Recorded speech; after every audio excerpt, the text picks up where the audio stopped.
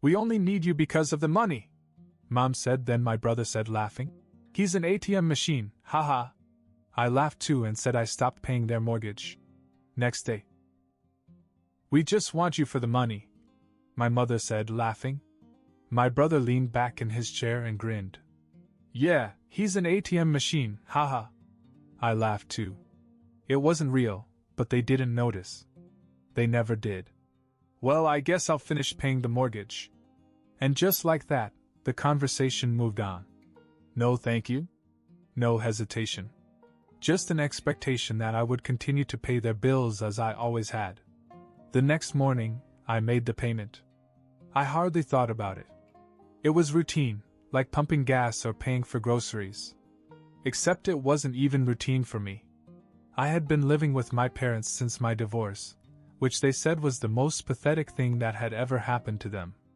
My wife had left me for my boss. My boss. I don't even know how long it had been going on before I found out. It didn't really matter. She moved in with him almost immediately, and I was left with nothing. No house, no savings, just a half-empty apartment that I couldn't even stand to be in anymore. So I came here. Back home. And that's when it really started. At first I thought they were going to help me. Give me a place to stay, try to get me back on my feet. But it didn't take long to realize that in their eyes, I wasn't a son, I was a walking wallet. It wasn't just the mortgage. It was everything. Their car payments. Their credit card debt. Even my brother, who still lived at home even though he had a decent job, started borrowing money that he never paid back. And I let it happen. Because I didn't know how to say no. The worst thing was that they knew. One night, when they thought I was asleep, I heard them talking in the kitchen. My mother sighed.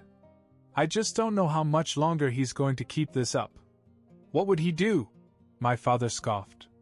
He never says no to us. He's still sending money to that woman. My mother added. If he's stupid enough to pay for her after she ran off with his boss, he's stupid enough to keep paying for us. They laughed. Like it was funny.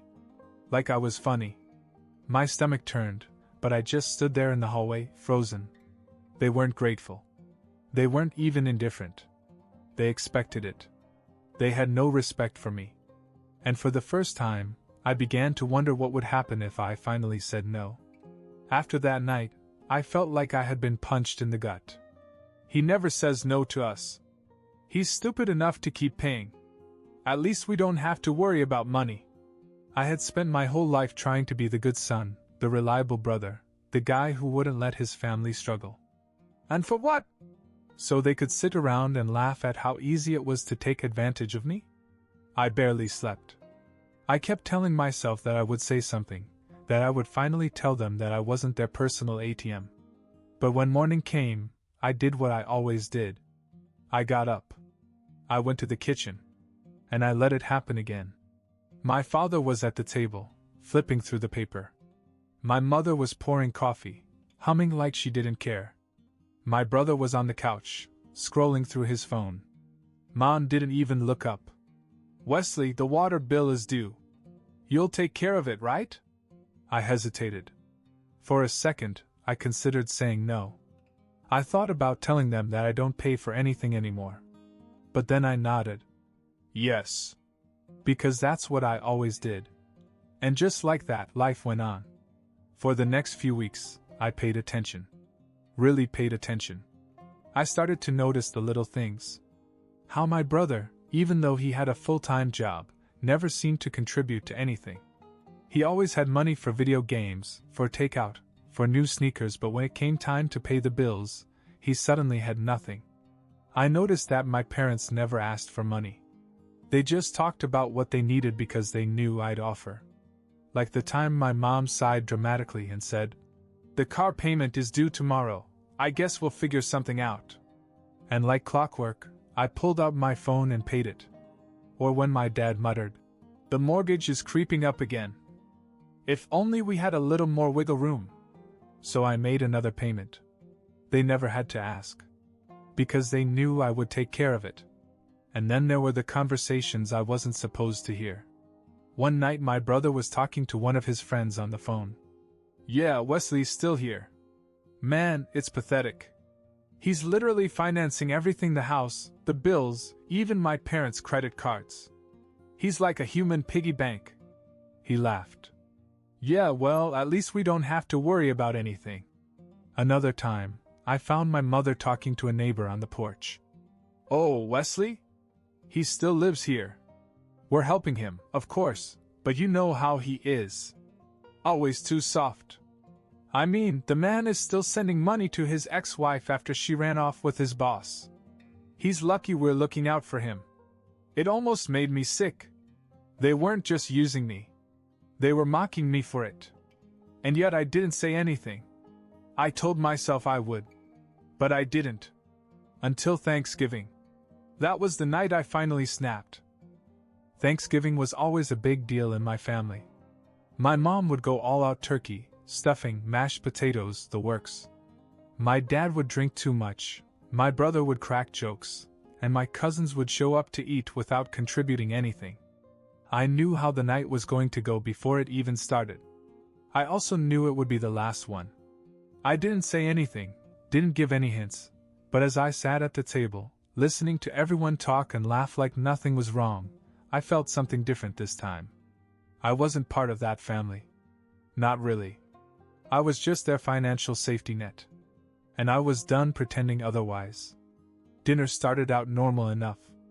My mom was carving the turkey, my dad was talking about some old football game like it happened yesterday, and my brother was scrolling through his phone between bites. Then, as expected, the conversation turned to me. So, Wesley, my dad said, reaching for the gravy. How does it feel to be the only divorced guy at the table? My brother snorted. Yeah, man, you gotta stop paying for that woman.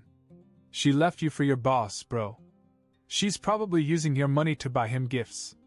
He laughed like it was the funniest thing in the world. My mom chimed in without even looking up. Speaking of money, the mortgage is due next week. You've got that covered, right? I put down my fork. Something inside me snapped. For the first time in my life, I allowed myself to be angry. I leaned back in my chair and looked around the table. You guys are unbelievable. The room fell silent. My dad raised an eyebrow. Excuse me? I laughed. A real, deep laugh that made my stomach hurt. No, seriously. You sit here, stuffing your faces with food that I paid for, in a house that I keep afloat, and the only thing you have to say to me is how pathetic I am? You know what's funny? The fact that you actually think you're better than me.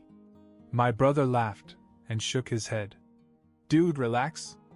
It's just a joke. I turned to him. Oh yeah? Like that joke you made to your friend about how I'm a human piggy bank? Or the one Mom made to the neighbor about how lucky I am to have you guys looking out for me? My mother's face paled. Wesley, that's not Dash. No, let's be honest, Mom. I cut her off. You don't care about me. You care about what I can do for you. And guess what? I finally get it now. My father scoffed and leaned back in his chair. So what? Yeah, we only need you for your money. So what? My brother grinned from across the table. We love you because you have a good ATM and no withdrawal fees. My parents laughed. My brother laughed. And I laughed too. Louder than anyone. I laughed so hard my stomach hurt, so hard that my cousins who had been watching in awkward silence shifted in their seats, clearly uncomfortable. Then my cousin Aaron, the only one who had never asked me for money, finally spoke up. You guys are screwed. But I stopped him with a hand. No, Aaron, it's fine. This is hilarious. I wiped my eyes, still grinning. You know what else is funny? The fact that I've decided I'm done paying for all of you. The laughter stopped. I leaned forward, my voice easy and casual. Yeah, the mortgage? That's on you now. The bills? Have fun. My bank is officially closed. My brother chuckled nervously. Yeah, okay, but Dash... No, I'm serious. I pushed back my chair and stood up. I'm done. My mother blinked. Wesley, you can't just dash. I can. And I just did. For the first time, they looked nervous. And I loved it. But I wasn't done yet. Silence. For the first time in my life, my family didn't know what to say. I let it sink in, watching their expressions change from shock to confusion to something else. Panic. My father forced a laugh. All right, Wesley, you made your little speech. You're done paying? Fine. But let's face it, you're not going anywhere. My mother nodded quickly. Exactly. You live here, remember? Where are you going? My brother grinned. Yeah, man. You always say things, but we all know you'll make the mortgage payment next week. Like you always do. I just smiled and picked up my plate. Then, very calmly, I walked over to the trash can and dumped my entire Thanksgiving dinner in it. My mom gasped as if I had just committed a crime. What are you doing? I turned around. Well, since I paid for this food, I figured I could do whatever I wanted with it. The room went silent. Then I walked past them to my room. What are you? My dad started, but I ignored him. I grabbed a duffel bag from my closet and started packing. Clothes, laptop, everything that mattered. I had nothing in this house worth keeping. No memories I wanted. No reason to stay. As I zipped up the bag, my brother leaned against the doorframe with his arms crossed. Dude! You're not leaving. I slung the bag over my shoulder and locked eyes with him. Watch me. Then I walked out. When I walked back into the living room, my parents were still sitting there stunned.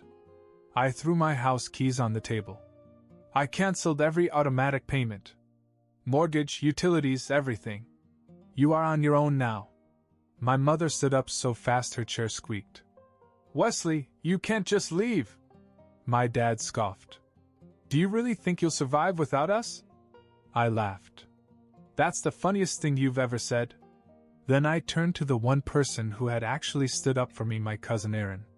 Do you have a couch I can crash on for a week? Aaron grinned. Hell yeah. I patted his shoulder. Cool. Let's go. And just like that, I was out the front door. My mom screamed my name. My dad called me an ungrateful piece of trash. My brother? He just stood there, frozen. They didn't think I'd actually do it. But I did. And for the first time in my life, I felt free. What I didn't know was that leaving would set off a chain of events that would completely destroy her life. The first few days away from them felt incredible. I crashed at Aaron's place, a small but clean apartment across town. No one asked me for money. No one made fun of me. For the first time in years, I could just sit in silence without feeling like I owed anyone anything. I started looking for a place to rent, trying to figure out my next move. But then, just as I was starting to feel free, my phone rang. It was my mom. I let it go to voicemail. A few minutes later, another call. Then another. Then a text. Wesley, please, I need to talk to you. It's important. I stared at the screen. Every instinct told me to ignore it. But some part of me, the part they trained me to obey, wouldn't let me. I called her back. The second she answered, she sounded like she was crying. Wesley? Her voice was weak, almost feeble. Oh, honey, I didn't think you'd call back. Something felt wrong. My mother never cried. What do you want? I said, keeping my voice flat. She sniffled. It's your father. He's so stressed about everything right now, and I don't know how much longer my heart can take it, Wesley. I'm so scared. I blinked. Your heart? She sighed heavily, as if she could barely get the words out. Yes, the stress, the worry, it's too much for me. I'm not as young as I used to be. I'm afraid my old heart won't last. I rubbed my temple. Mom, you're 53. Silence. Then she sniffled again. That's still old. I almost laughed. She was trying so hard to manipulate me, but it was just bad. You were literally bragging about how much energy you have last week, I said. You told Aunt Linda you were feeling better than ever. More silence. Then, in a completely different tone, calm, normal, she said. Wesley, honey, we need you. We made some mistakes, okay? But we're still a family. Families help each other. Ah. There it was. The shift from victim to guilt tripper in less than 10 seconds. I should have hung up. I knew I should have. But something inside me, the old me, hesitated. Maybe they had learned their lesson. Maybe leaving really had changed things. So, against my better judgment, I said, I'll think about it. And that was the biggest mistake I could have made. The second I said, I'll think about it, my mother pounced. Oh, Wesley, this means so much to me. I knew you wouldn't turn your back on your family. Her voice was suddenly stronger, less fragile. Can we meet for lunch? Just to talk? I hesitated. I should have said no. Every instinct told me it was a trap. But against my better judgment, I said yes. The next afternoon I met her at a small diner. She was already there, sitting in a booth, her hands clasped as if in prayer. The moment she saw me, her face lit up as if I had just walked on water. Oh, my sweet boy, she gushed, reaching out to clasp my hands. I miss you so much. I slid into the stall. Mom, let's just cut to the chase. She sighed, looking down as if about to say something painful. Wesley, I want to apologize. For everything. I blinked. This was unexpected. We took advantage of you. She went on. We didn't appreciate you, and we were wrong. When you left, your father and I realized how much you did for us. She sighed dramatically. It's been so hard without you, darling. We're drowning. There it was. The hook. I crossed my arms. You mean you actually have to pay your own bills now? She gave a sad little nod. Yes, and Wesley, I'm so scared. She put a hand on her chest as if she was feeling for a heartbeat. I haven't been able to sleep, my heart keeps racing, I think the stress is making me sick. I stared at her. Mom, you literally went on a spa weekend 2 days ago. Her eyes widened for a split second. Well, yeah, but that was just to try and relax from all the stress. I was desperate, Wesley. I should have walked out. I should have laughed in her face and walked away. But she kept talking. We've learned, sweetheart. We really have. And listen, I know we don't deserve it, but if you could just help us this one last time, I swear, things will be different. She leaned forward and lowered her voice. Your father, he won't say it, but he's scared too. We could lose the house, Wesley. I felt my stomach twist. That house. I had spent my whole childhood there. The thought of them losing it felt wrong, even after everything. I sighed and rubbed my face. Fine, I muttered. I'll cover this month's mortgage. Her whole face lit up. Oh, honey, I knew you had a good heart. That night, I logged into my bank account and made a one-time payment toward the mortgage. It was a mistake. A huge one. Because the next morning I woke up to a text from my brother. Damn, thanks for paying the mortgage, bro. Can you cover my car payment too? I'm a little short. I stared at my phone, my blood boiling. Then another text came through. From Dad. Glad you came to your senses, son. Let's talk about next month's bills soon. I realized then that nothing had changed. They had just played me again. And I was done. For real this time. Aaron found out about it 2 days later. I didn't tell him, I wasn't going to, but he saw the bank transaction when I left my laptop open. He stared at the screen for a long moment, then turned to me. You paid them? I opened my mouth to explain, to say it was just one payment, that it wouldn't happen again. Crack. His palm connected with the side of my face so quickly I barely processed it. My head snapped sideways, stinging my cheek. I blinked at him, stunned. Did you just? Aaron pointed his finger in my face. You absolute idiot. I had never seen him so angry. After everything they did to you? After they laughed at you? You just gave them exactly what they wanted. I swallowed hard, still in shock. Aaron ran a hand through his hair and paced the room. Wesley, listen to me. I don't care what excuses they gave you.